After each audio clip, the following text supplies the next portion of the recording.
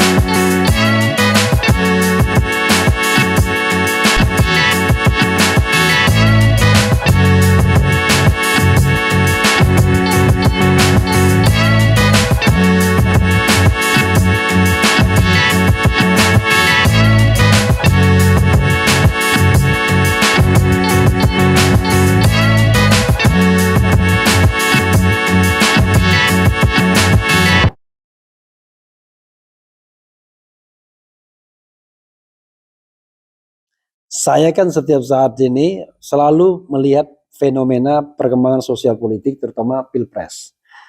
Bukan karena kita cuma mikirnya Pilpres, karena itulah yang sepertinya saat ini dipikirkan oleh masyarakat. Kan media kan hanya refleksi dari masyarakat saja. Dan masyarakat sepertinya sudah akan yakin bahwa calon itu ya kalau enggak Anies, Ganjar, Prabowo. Nah, saya mau nyindir Pak Gatot. Gatot Nurmantio di mana? Coba dulu Pak. Tadi kan udah katakan kan. Oh, coba jawab dulu. Terima kasih Bu Raffi. Tapi pertanyaan ini sangat menggelitik memang. Iya. Saya di mana? Saya masih di sini. Oke. Saya masih di sini, dimanapun saya berada. Tapi saya sekarang langkah-langkah saya ini bukan saya tidak berpikir untuk masalah Pilpres, bukan saya tidak punya keinginan, tetapi belum saatnya saya bicara seperti itu. Oke, menarik. Nanti saya riset ini, saya simpan dulu. Belum saatnya saya bicara seperti itu. Entah kapan, nanti ada waktunya. Gitu. Tergantung nanti tanda-tanda dari langit mungkin, atau yang lain sebagainya. Gitu. Tapi mengapa pertanyaan menggelitik saya tidak? Karena begini Bu Raffi, sekarang ini saya melihat berdasarkan beberapa pertanyaan-pertanyaan kepada anak-anak muda sekarang ini. Yang terakhir saja ini, harusnya Bang Mossad sudah pulang. Dia ke sana, di samping wisuda anaknya yang luar biasa, umur 22 tahun sudah S2, S1-nya 19 tahun. Tentunya sebagai seorang ayah anak satunya menginginkan dia kembali. Tapi saya cek, ternyata kelihatannya gagal. Hanya pernyataannya simpel saja. Kalau Bapak bisa memastikan bahwa saya dengan profesi saya berkarir secara objektif bisa mendidik dengan benar, saya akan pulang sekarang. Dan Mossad nggak bisa nyamin, bayangin. Mossad itu Muhammad Said Didu ya? Iya. Jadi takutnya ini Mossad siapa nih? Bukan agen Israel itu. Jadi rupanya banyak kasus-kasus yang seperti ini. Karena saya merasakan wajar kalau anak-anak muda sekarang, generasi muda sekarang, yang saya katakan generasi muda itu antara umur 18 sampai dengan 40-an. Itu masih muda lah itu kan. ya sudah kita. Karena memang masa depan kita ini sedang dirampok. Oke, ada dua masa depan dirampok. Masa depan kita dirampok. Korupsi. Iya. Menggila-gila dari semua sektor, ya kan? Itu yang paling membuat kita semuanya marah dan sedih. Anggaran dari negara yang diambil dari pajak masyarakat yang lagi susah, ya. Tapi karena dedikasi yang membayar pajak, masyarakat tidak membayar pajak. Tapi pajaknya ternyata dikorupsi di berbagai lini. Ya. Waktu COVID bahkan seorang menteri yang harusnya mengurusi rakyat kecil itu pun dikorupsi, apalagi yang lainnya. Ya. Ini kan masa depan mereka. APBN yang akan dilaksanakan dengan benar, ini kan menyiapkan untuk generasi yang akan datang, bukan? Ini dirampok. Yang kedua yang dirampok juga apa? Sumber daya. Ya batu bara lah, nikel lah, segala macam lah, ya kan. Secara besar-besar diambil seolah tidak ada hari esok lagi. Kemudian lingkungan hidup juga sama. Hutan dibabatin, bahkan yang terakhir perlu dipertanyakan tuh yang 600 hektar food estate itu. Berhenti, mangkrak, udah digululin. Oke. Ya. Begitu presiden datang di tempat yang ternyata katanya bukan itu. Dan ini kan merupakan paru-paru kita juga ini, untuk dunia juga kan gitu. Masa depan ini kan sekarang panas sudah sampai ada 67 derajat, bahkan tisu terbakar kan. Ini kalau diteruskan bagaimana nih? Kemudian penghargaan sebagai manusia Indonesia.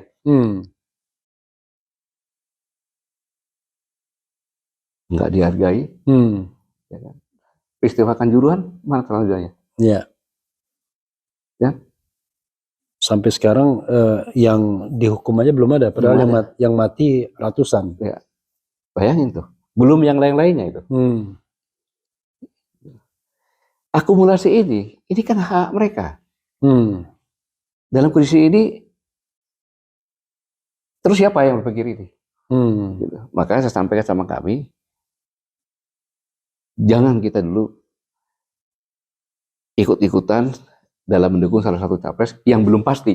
I see. Jadi koalisi aksi menyelamatkan Indonesia ini tidak akan ikut-ikutan mendukung salah satu calon yang memang belum pasti belum juga. Pasti. Ya. Belum pasti gitu. Ya. Ini yang menjadi latar belakang. Dan ini saya sampaikan tadi pasal lebih halal, Bung Raffi, saya berikan gambaran tapi dari peristiwa yang sebenarnya, di mana peristiwa ini diceritakan oleh Ustadz Denny Abdul Wahab. Jadi cerita nyata. Iya. Dari zamannya Pak Harto. Iya. Akan mengadakan muktamar di Jakarta. Iya.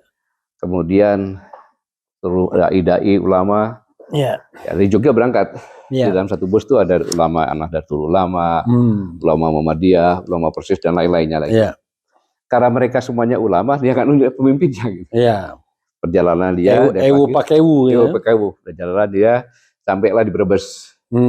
Istirahat untuk makan siang dan sholat zuhur. Iya. Nah, ketika sampai di restoran timbullah diskusi. Mau sholat dulu atau makan dulu. Kan gitu. Kalau makan ingat sholat, kalau sholat ingat makan. Dalilnya dikeluarin, nggak ketemu. Akhirnya voting saya deh, voting. Iya. Terus jelas dong yang menang mana kan? Voting, makan dulu baru sholat. Gak usah pakai dalil deh udah. Pokoknya kan voting kan selesai kan? Selesai itu mereka sama-sama sholat ke musola. Musolanya cukup besar, sholat. Ketika sholat, pakai apa lagi? Siapa yang mau jadi imam? Siapa yang berikan? Yang NU bilang yang Muhammadiyah, yang yang jadi imam kelihatan kan Muhammadiyah pakai celana kan gitu. Celana panjang kan Muhammadiyah gitu. Muhammadiyah NU aja lah yang pakai sarung kan. Yang bedakan Muhammadiyah sama NU itu sarung sama celana panjang. Udah. Pakai begitu kan? Tiba-tiba lagi begitu datanglah seorang pemuda. Pakai kaos oblong, rante kalung yang besar, ya kan? Celana jinnya lututnya sobek, lajin patatnya sobek dipakai handiplas, ya kan? Datang langsung ke depan ke sap. Orang bingung kan? Langsung bilang luruskan sapnya, dengan tegas luruskan sapnya. langsung dia pimpin. Sholat zuhur nih, takbiratul ihram, Allahu Akbar, Bismillahirrahmanirrahim, Alhamdulillahirabbil alamin, Subhanallah. Sholat zuhur kok digede-gedein. Iya. Malik yaumuddin, Subhanallah. Makin keras makin keras. Akhirnya yaudah diam aja lah gitu. Ya aja. Habis itu rukuknya sujud cepet. Iya. Ya yang 5 menit itu isinya pada grundel aja sesuai. Iya. Selesai, assalamualaikum, selesai, langsung dia berdiri balik kanan, misi sambil langkain para ulama itu keluar sana. Orangnya bingung, ini kok imamnya kok kurang ajar sekali gitu kan. Kok semuanya ngundel, kalau tahu itu saya aja deh yang jadi imam kan gitu, semua ngundel. Akhirnya mereka kembali ke restoran, ada yang dari Muhammadiyah nanya sama yang layan restoran. Iya. Itu orang itu yang rambut panjang tuh, yang pakai oslong kalau jin siapa itu? Oh itu tukang parkir di sini Pak. Oh ya, dia itu Pak orang kentir, gemblung, orang gila dibilang gitu. La ilaha illallah. La ilaha illallah. Jadi ulama-ulama dipimpin oleh orang ini. Itulah kalau pemimpinnya tidak ada gitu kan. 5 menit dipimpin sholat, gundel. Apalagi kalau 5 tahun. 5 tahun. Karena dari mimpin kan. Ya itu. Nah terus ada lagi. Nah, ini juga diceritakan oleh Hakimuddin Salim nih. Jadi ketika halaqah lulusan Madinah Asia Afrika, halaqah itu reuni lah. Iya, halaqah. Ya. Bertanya kepada Kiai Hasan Abdullah Sahal, pimpinan Gontor kan? Iya. Orang yang terkenal sikapnya yang tugas ya kan, tapi dibalut dengan kebijakan. Pertama, Yai bagaimana menyikapi tahun 2024? Iya. Gitu. Yainya bilang, antum pilih yang benar atau yang menang? Oke. Ya, dijawab, ya kalau bisa sih milih yang benar tapi menang. Dan menang kan itu.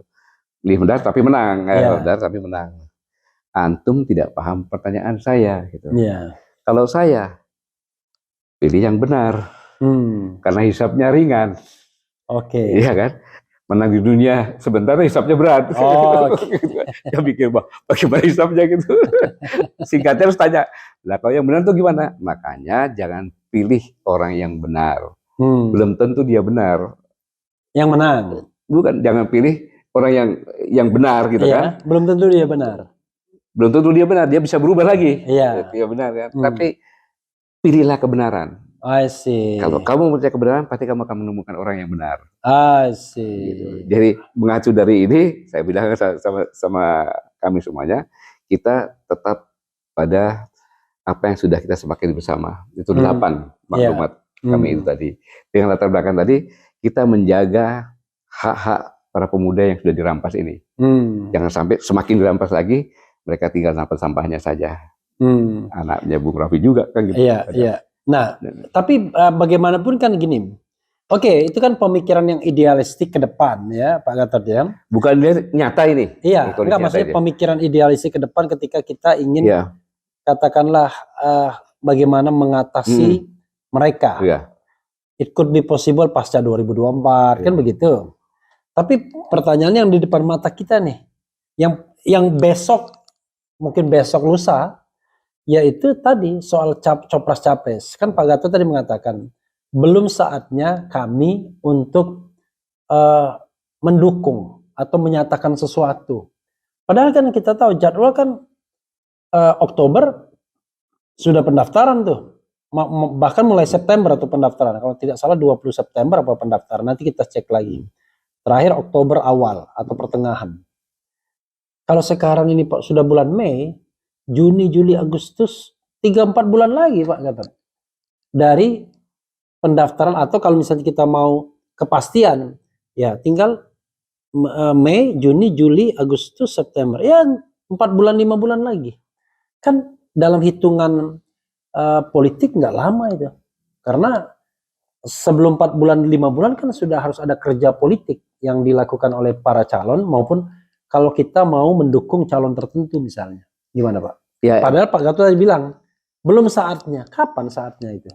ya, kalau hitungan politik itu memang sebentar. Iya.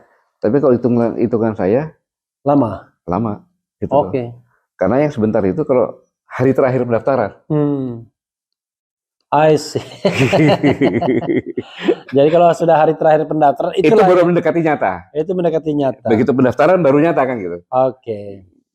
Jadi kalau sudah terdaftar siapa namanya, itu baru nyata. Nyata, dan disitulah kami akan bersikap. Bersikap setelah melihat apakah sosok yang dijagokan ini dengan partai pengusungnya ini bisa sama-sama untuk membela kebenaran menuju ke perubahan dan kebenaran tadi yang dikatakan. Oke. Nah, tentu orang menggelitik. Emang sekarang nggak benar? Ya? Karena gini, konstelasi politiknya kan gampang. Ada dua kutub calon yang dipersepsi. Satu adalah putra mahkota, orang yang di-endorse oleh kekuasaan hari ini. Dan pasti orang berpikir, oh ini orang nggak akan ada perubahan. Ya. Kata-kata Pak Gatot tadi kan kelihatan bahwa ada masalah. Pengen berubah dong kita. Tapi ada calon lain yang dipersepsi sebagai mewakili perubahan. Bahkan mendeklarasikan sebagai kutub perubahan. Artinya kalau disimpulkan kan Pak Gatot sudah memilih sesungguhnya. Belum. Oke, bisa dia elaborasi lagi. Silakan. Kalau bisa meyakinkan Bu Raffi bahwa yang dikatakan Bu Raffi itu bisa mendaftar. Oh, menarik ini. Bisa meyakinkan kepada saya itu aja. Oke, menarik ini. Tentu tugas saya bukan meyakinkan, kecuali saya brokernya. Jadi kita bikin make clear ya. Karena dalam politik ini harus clear. Oke, sekarang disebut ada 3 calon. Satu, Anies. Saya pakai abjad ya, biar fair. Anies dipersepsi sebagai mewakili perubahan. Tapi masih ada kemungkinan dia tidak bisa nyalonkan diri. Bukan tiga-tiganya. Ya, oke. Maksud saya akan bahas satu-satu. Karena Anies walaupun sudah di-endorse oleh 3 calon, masih ada potensi bisa ditersangkakan. Kemudian bisa salah satu partainya dicopet. Ini istilah Denny Indrayana itu. Dicopet. Akhirnya nggak bisa nyalon dia. Belum tentu bisa nyalon. Nggak ada jaminan. Yang kedua adalah Ganjar Pranowo. Hari ini sudah dideklarasikan oleh PDIP. Berdasarkan hitungan kertas, 128 kursi cukup. Karena minimal 115. Tapi kalau dibilang jaminan, memang nggak ada jaminan juga. Karena kalau begitu at any time Mega menarik, ya nggak jadi juga. Prabowo sama nasibnya sama Anies.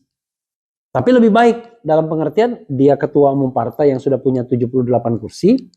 Dan dia masih membutuhkan kira-kira 28 kursi saja. 28 kursi itu bisa dipenuhi semua partai kecuali P3. Nah, tapi lagi-lagi ya belum tentu juga bisa mencalonkan. Maka dalam hal kalau misalnya Pak Gatot bilang semuanya belum tentu. Lalu untuk melakukan prediksi politik gimana dong kami ini? Karena berarti teori relativitasnya tinggi banget. Kalau prediksi kita selalu berdiskusi.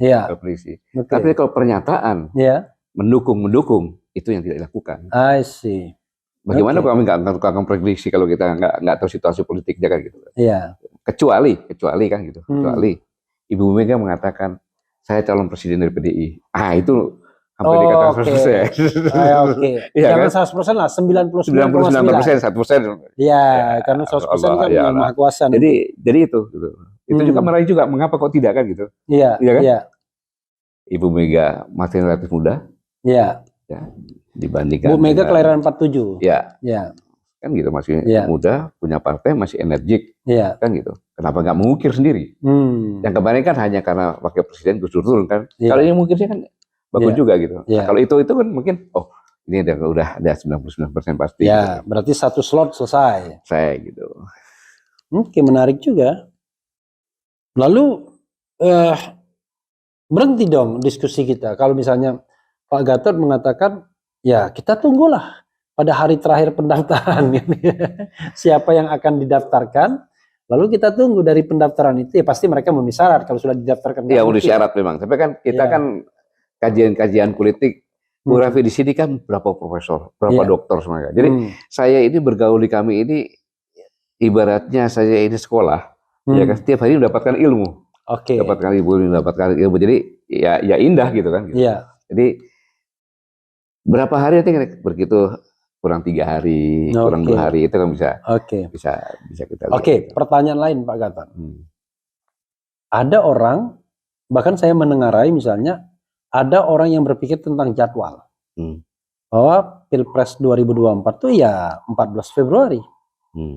Tapi ada orang yang berpikir, apa iya Pilpres atau pemilu itu jadi dilaksanakan? Kalau pernyataan seperti ini, pendapat Pak Gatot gimana? Saya pikir benar-benar saja orang meragukan dengan indikasi-indikasi yang ada kan gitu. Kemudian semua ini masih berjalan. Ya, tentunya sebagian besar ya anggota DPR kira-kira enak Pilpres atau enak diperpanjang? Ya, yang jelas kalau hitungannya ekonomi diperpanjang. Nah, kan gitu kan. Ya. Sekarang yang sedang menjabat sekarang juga semuanya. Ya. Kan gitu. Ya.